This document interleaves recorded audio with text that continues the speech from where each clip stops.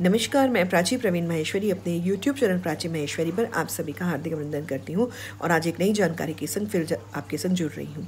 नई जानकारी एक ऐसी जानकारी है जिसके बारे में मैंने एक शब्द बचपन से सुना था कि पितृमुखी सदा सुखी, मातृमुखी सदा सुखी, यानी कि पितृमुखी बेटी और मातृमुखी बेटा।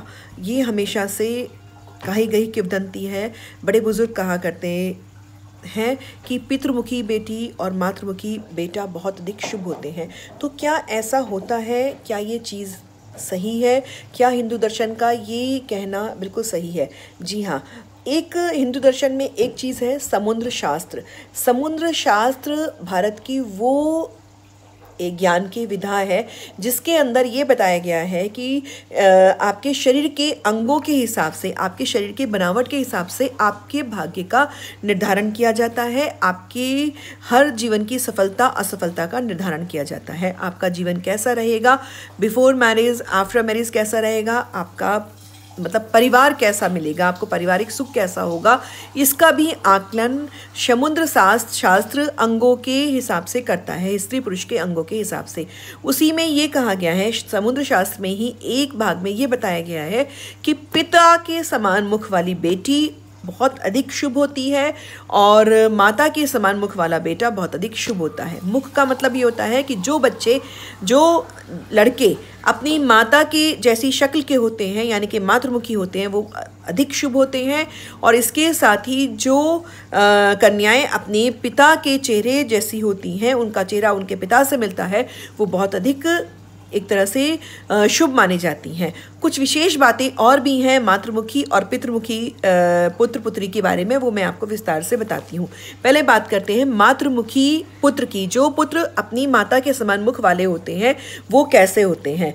ये जो होते हैं ऐसे लड़के, ऐसे पुरुष लंबी आयु जीते हैं, स्वास्थ्य बहुत अच्छा होता है और दीर्घायु होते हैं, अत्यधिक धनवान होते हैं, धन की कमी कभी इनके पास नहीं होती।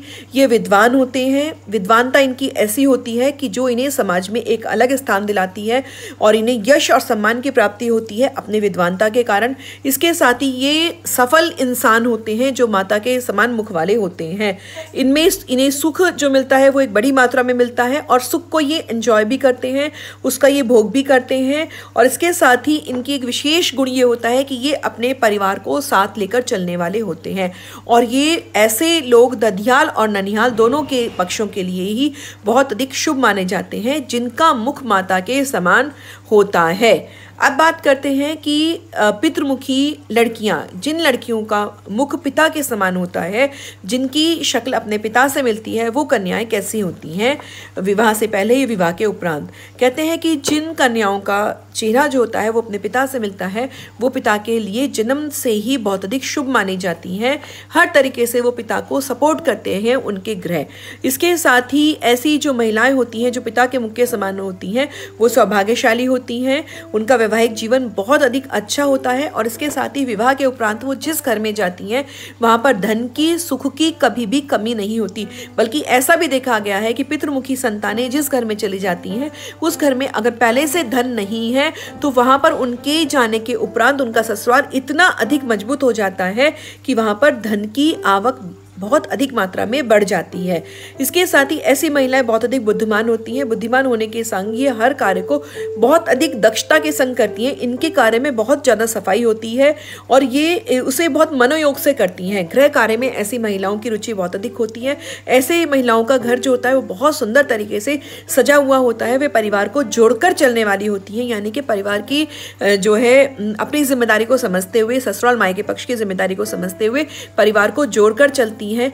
ईश्वर में इनकी पूर्ण आस्था होती है। ये अपने धर्म के अनुरूप होती हैं, अपने धर्म को सर्वोपरि मानती हैं, अपने धर्म के नियमों का पालन करके चलती हैं। छल कपट पाप से ऐसी महिलाएं दूर रहती हैं और इनके दिमाग में कहीं ना कहीं ये ऐसा होता है कि छल कपट करने से बुरे प्रभाव पड़ते हैं। तो ये ना केवल खुद बचती हैं बल्कि अपने परिवार को भी ऐसा करने से रोकती हैं। इसके साथ ही इनसे एक विशेष बात जुड़ी होती है कि ऐसी महिलाओं की संतानें जो होती हैं वो बहुत अधिक भाग्यशाली और बहुत अधिक तेजस्वी होती हैं तथा ऐसी माताओं की संतानें आगे चलकर समाज में यश और सम्मान की प्राप्ति करती हैं और माता पिता का नाम रोशन करती हैं। तो ये समुद्र शास्त्र के हिसाब से मैंने आपको बताने का प्रयास किया कि मातृमुखी पुत्र और पितृमुखी मातृमुखी पुत्र यानी कि मातृमुखी पुत्र यानी कि माता के समान मुख वाले बच्चे और पितृमुखी पुत्री यानी कि पिता के समान मुख वाली पुत्री कितनी अधिक सौभाग्यशाली होती है, समुद्र शास्त्र क्या कहता है।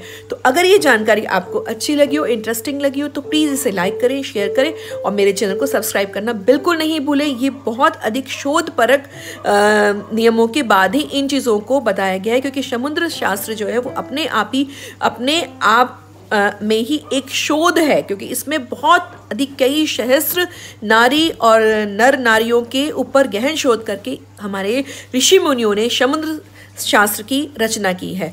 तो उम्मीद है कि ये जानकारी अच्छी लगी हो तो इसे लाइक करें, शेयर करें और खुद भी देखें, वॉच करें क्या आपके आसपास के लोग हैं या आपके परिवार में जो पितृमुखी मातृमुखी संतानें हैं, क्या ये उन पर सटीक बैठती है। अगर अच्छा लगे तो मेरे चैनल को सब्सक्राइब करना बिल्कुल ना भूलें। इसी उम्मीद के संग जय श्री राम।